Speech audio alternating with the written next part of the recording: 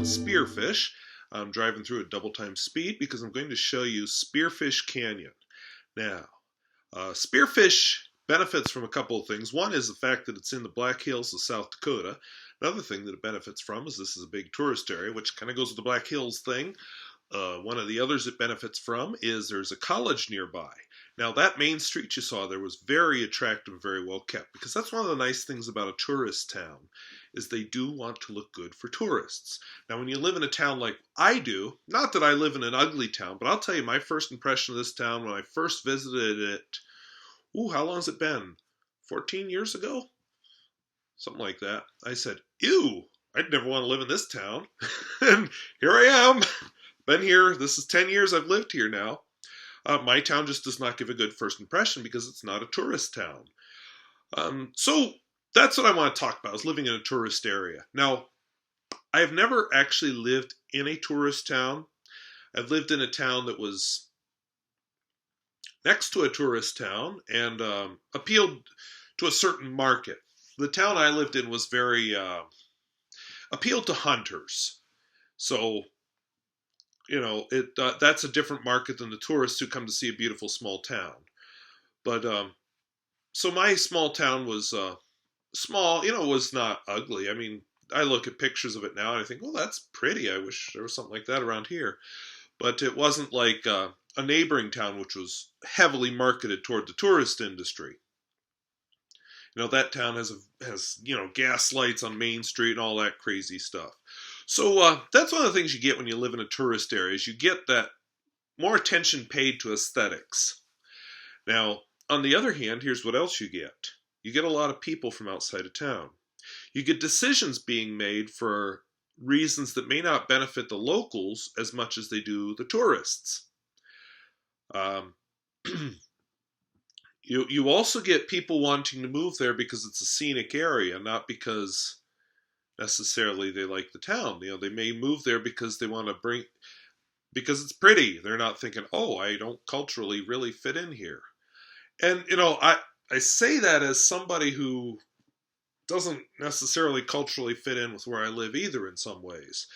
I think there's a lot of value in people with differing viewpoints moving in. And that's one of the fun things about a tourist town, is they do tend to be a little bit more cosmopolitan, a little more aware of other people that are out there and that there are other viewpoints. There's other politics and other lifestyles and other races and so on. But you also can run into this whole insular attitude where us, them, outsiders, insiders. We don't talk to those outsiders. Now, admittedly, a town that's not a tourist town can also fall into that trap too. But that is something I've seen in a couple of places I visited where they just don't like outsiders. And, it's odd because it's a tourist town or a college town or something. So there is that. And I'm not going to criticize one way or the other. Personally, I really like my small town that's not so tourist friendly, just because it's a place where people live. And when they make decisions here, it's all about, well, what's best for our town? We don't have taxpayers who don't live in the area but pay taxes in the area because they own a summer cabin here. Because people don't buy summer cabins where I live. If they are here, it's to live. I mean, I like living here. But, I'm not going to lie, it's not a pretty town. It's very lived in. We are close to a lot of great areas. I mean, this drive we're on right now, Spearfish Canyon, is 2.5 hours away, depending on how slow you drive. I mean, there's that. We're very close to Devil's Tower. We're very close to some scenic areas of Montana. We're very close to Medora, North Dakota. So where I live is a day's drive, less than a day's drive away from a lot of spectacular areas, but we're not it. I've met a lot of people all over who've actually been through my town, but it's not a destination. In fact, I was talking to one family that said they were coming up, actually the exact opposite direction as I did. They were in the Black Hills. They headed north because they were going to stay, I don't know where they said they were going to stay, but somewhere up here in North Dakota. And they were driving north on 85, and there's just nothing. More nothing. And they were starting to get scared that like they'd run out of gas, or they might be sleeping in their car in the middle of nowhere. And when they got to my town, they're like, "Thank God, civilization at last!" And they grabbed a room in the first motel they found, which you know they weren't terribly impressed by my town, except for the fact that, hey, civilization. So there is that. So I'm not really criticizing tourist towns at all, or college towns, because one of the fun things about college towns and tourist towns is they bring in businesses and interests and things that might not necessarily always be in a town that size. Like I went to college in Grove City College. There was a store there then. It was called Broad Street Books and Cafe. Now, it did go out of business, but apparently it's been replaced by a coffee house. Broad Street Books and Cafe is the kind of business that would not have been supported in Grove City, North Dakota if it weren't for the college. I mean, I liked to go there for coffee, and I would buy books even on my limited college budget. I loved that place. It was cool. It had a nifty brick wall. There was an upstairs and a downstairs with books. They had neat food. They had good coffee, which was my main thing. And it was nice to just sit in there as somewhere that wasn't on campus. So, yeah, I liked it a lot. By the way, that's Bridal Veil Falls. If I weren't on a timeline here, I would have stopped there and shown you some footage of Bridal Veil Falls. But I will visit sometime in the spring when it's all green and actually pretty, because waterfalls amidst the mess of winter aren't so pretty.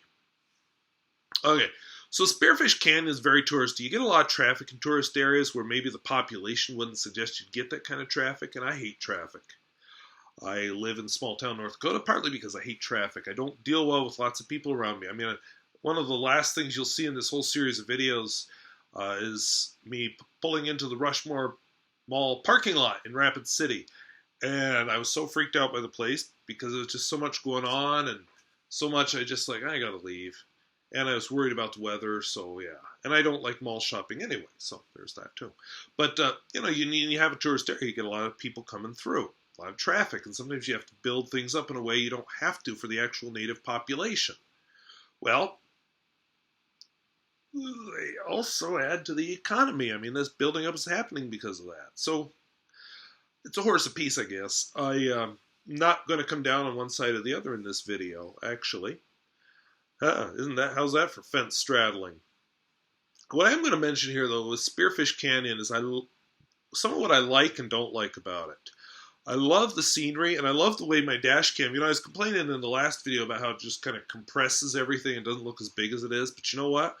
I'm watching this video right now as I film this, and I'm thinking, wow, I can see the tops of these mountains where sometimes I can't out the windshield, and I'm not driving right now. I'm sitting in my living room watching the video so I can actually see the view. I don't think I've ever been through Spearfish Canyon as a passenger. I've always gone through Spearfish Canyon. I wonder what that is.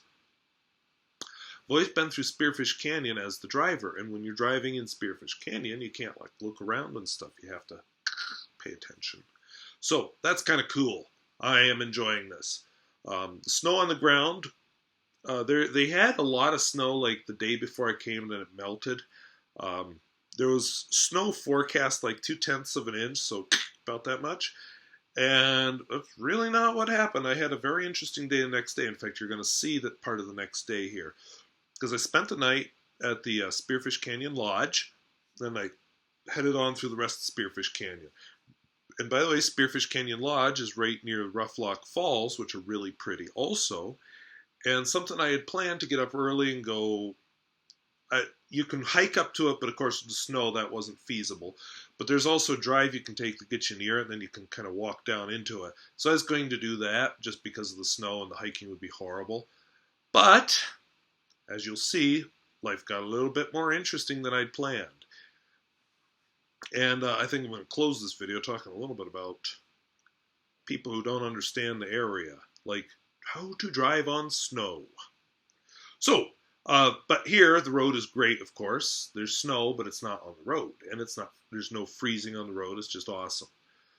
So, yeah, you get people come into an area and oh, by the way, Frank Lloyd Wright really was impressed by this canyon. You would be too. I mean, I'm serious. A lot of the drives I take, you're just kind of like, I don't know. Spearfish Canyon, absolutely worth it. I love it. I've taken my parents on it. If my brother and his wife ever visit, I'm taking them on it. It is a beautiful drive, and the Black Hills are pretty awesome. And in another video, I might have to get into the ecology of the Black Hills, because there's some interesting stuff about forest and forest fires I could talk about. But anyway, Frank Lloyd Wright was really impressed by this. You'll find, I'm not sure how much of it's public land, how much of it's private, how much is leased. You'll see cabins. Some of them are really trashy cabins. Some of them don't deserve the word cabin. They deserve the word mansion. They just look sort of rustic, so that makes them cabins. I don't know if I'd really want to live up here, even if I had the money and wanted to live that far out, just because you could get cut off if there's weather, because this, as you can see, is a bit of an interesting road. But see, here's the thing with tourists. They'll come into an area and they're not really familiar with the culture. Now, you've all heard the stereotypes, the ugly American or Americans abroad and so on, but it even happens within our own country. I mean, people who are tourists tend to forget that the area they're touring is where people live, home. So what I'm doing right now is I'm visiting the home of the people who live in Spearfish in the Black Hills. And you have to remember that. This isn't, okay, I guess this road was probably built for the tourists, but, the things there weren't actually put there necessarily for tourists. Now, yes, there are businesses that cater to tourists. The lodge that I'm going to stay at caters to tourists. It's been doing it since the 20s. But, you hear about people going to, say, Italy, and they go to the ruins of Rome, and they want to take a rock home or something. It's like, well, no, that wasn't put there so you could take home a souvenir.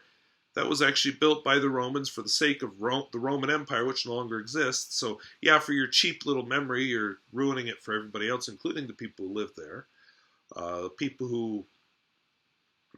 Well, sometimes you get a lot of tourists come into an area, and they drive up the prices. So it becomes impossible for the people who've lived there to actually continue living there. Now, I've actually seen that, not with tourism, but with the oil industry where I live. House prices really got driven up here during the oil boom. Now, the oil boom is down a little bit. Housing prices have been a bit slow to follow, but they will. By the way, here's the lodge. Yes, I stayed here overnight, and it is a nice place to stay. So, yeah, if you're in the area, do consider it. I didn't really film or anything inside, so you'll just have to go with that.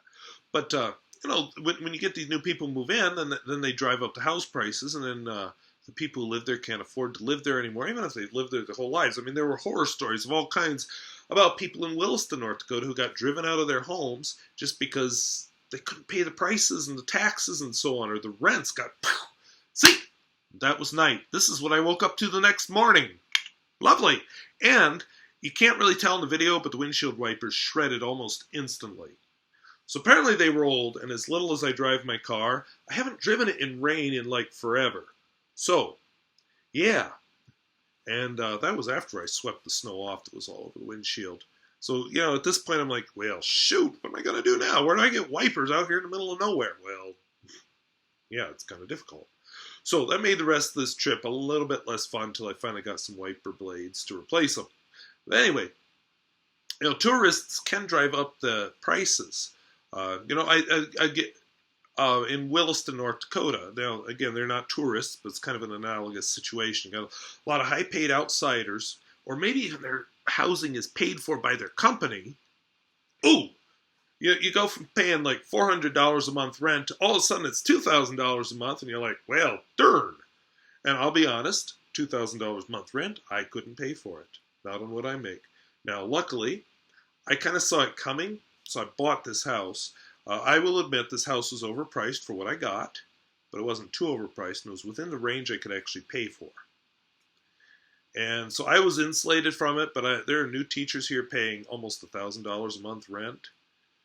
I guess I could pay that, but I'd have to take a big drastic cut in my lifestyle. I'd probably have to quit buying fountain pens or something. Now, a bit more than that, actually. I'd have to make some serious cuts to my lifestyle. Now, luckily, this house, 10-year loan, it's at a level that I can afford. And I won't give you the exact dollar amount, but let's just say it's substantially less than $1,000 a month. And that's a house payment. So at the end of this, 10 years, which I'm under 10 years now, I will have a house to show for it. Not an amazing house, but it's a house. And, if oil prices ever go back up, I can sell it if I have to or want to. Anyway, so that's one thing that bothers me about tourism. But on the other hand, tourism and these outsiders bring in, the fun businesses and the interesting things that make it kind of neat to live in an area. Because I'll be honest, the town I live in doesn't really have a whole lot that's fun as far as businesses. I mean, yeah, we have a really nice hardware store now. I like it. We have a Shopco. We have a clothing store. We have two of them, actually. We used to have three, but the one, the owner retired, and she's got it for sale if you're looking. But, we don't have a lot of the fun businesses that a tourist might have. And, admittedly, we also don't have the nifty scenery around. I mean, it's not ugly here, but it's not amazing. We don't have the nifty places to visit around here. Tourists also mean you might have some neat places to eat. Now, we are supposedly getting a Mexican/steakhouse, which would be a nice addition to the town, since we don't have really any nice places to eat. I mean, there's okay places I like, but, so tourism brings in all that, but it's a trade-off. And, of course, that cultural thing, I may have to talk about that some more, because I see I only have 3 minutes left to do it. But short version is, sometimes people come into an area and they don't realize, hey, this is a Muslim area. Like, let's just say we go visit Tunisia, for example. Maybe Muslims don't have quite the same view on how you dress. Or, I don't want to get too critical here, but I do have a problem with how certain Muslim countries treat women, like Saudi Arabia. I think is just totally wrong and evil about how they treat women and a whole bunch of other things. But even, I've read some tourist recommendations when you visit certain countries, maybe be a little bit more modest in your dress because they're not used to seeing that much bare flesh. But on the other hand, there are some countries where nudity is much more acceptable within certain boundaries, and it's a lot less sexualized. I watched a really funny video, actually. I won't link it here, but you can probably Google it. Crisp Bread Dance. It was filmed in Sweden on, was it Sweden's Got Talent? Something like that. The whole thing's in Swedish, and so, yeah, I don't speak Swedish. But anyway, it was, I forget how many. It was a group of guys, looked like they were about in college or early 20s, somewhere in there, dancing with, it looked like tortillas, only they were crispy and hard and didn't flop around like a real tortilla does. And basically that was the only covering they had. And they danced to a whole bunch of Swedish and American songs. And then at the end they ran off the stage without really revealing too much other than bare butts. Well, Sweden, that was funny. And I will admit I laughed too. I tried pulling that in America. Oh, no. So, I thought it was funny. And in Sweden, that's funny. I imagine some people were scandalized by it, but whatever. For the most part, it was just funny, and that's a cultural difference. Some of the Scandinavian countries will do saunas, and nudity is just less of a thing. You'll see nude beaches or, topless beaches for the women, too, in Europe, and that's just not a thing in America.